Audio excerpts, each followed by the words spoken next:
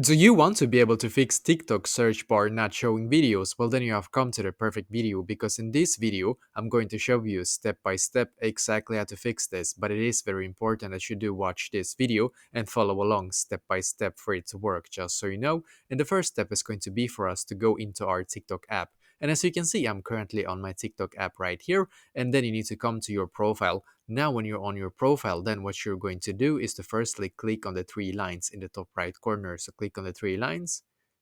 And as you can see, you get to this page right here, which is perfect. What I'm going to do now on this page is to just simply click where it says settings and privacy. So click here, and then you should be taken to this page. Now, what I'm going to do on this page is to just scroll down.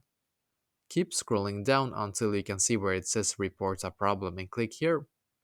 Just going to load, and perfect, we should now be taken to this page. Now on this page, just scroll all the way down until you can see where it says submit a report, and click here.